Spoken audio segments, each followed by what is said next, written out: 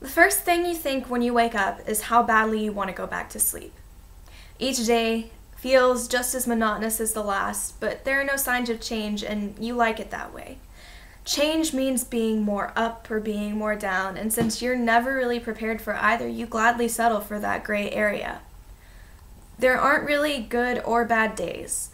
There are days that don't seem quite as shitty as the rest of them. Though every morning the sun rises and bathes everything in a golden buttery light, you see no color. Living forms blob into one another and everything's become so smeared and blended on life's canvas that you can't quite tell which direction the brushstrokes are going any longer. It's a lot like a broken record, but more like a shattered CD. You can see every bad facet of yourself reflected in those shards, and you can hear the same harsh sound echoing in your mind every night as you lie on your side and you try to drift off to sleep.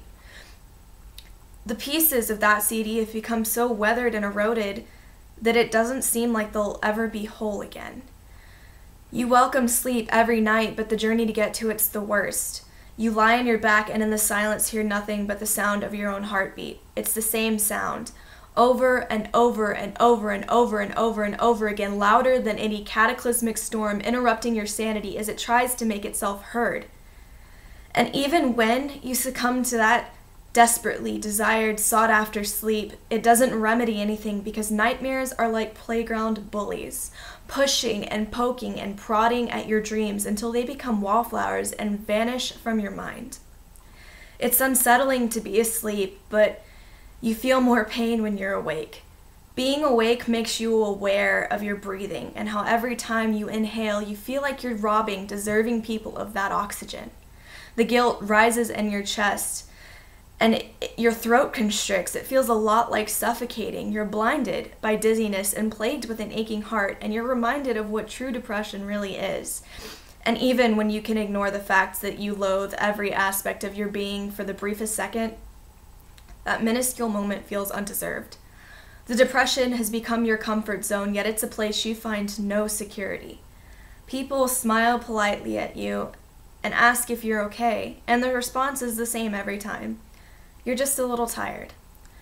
But you're tired of being tired and you're sick of being sick, but you can't stand firmly with your feet planted on the ground when you're growing roots and ensnaring you to one place. Most would relate depression to falling down a dark hole and claim clawing at the slippery sides is difficult, but you see it as a prison cell made of impenetrable steel with the keys just a foot beyond your reach. You can see happiness in the near future, but it's just that far away. Dragging yourself to those keys is grueling, and sometimes you're overcome with fatigue just by crawling forward a few inches. Your fingers are broken and bloody as you claw your way through the steel, but the point is, you can make it. You may not feel like beauty, but you have the ferocity of a beast bursting from your chest, and though courage is hard to muster, it proves you're worth something. The battle out is a bloody one, and every once in a while there are a few casualties of that war, but you keep fighting it. And maybe that's what we should all measure ourselves on. Not by the fairness of our faces or the elegance of our bodies, but with the force of our will. We wear chinks of war on our shields, and we wear scars of past pain in our hearts. But we're warriors, and we can make it.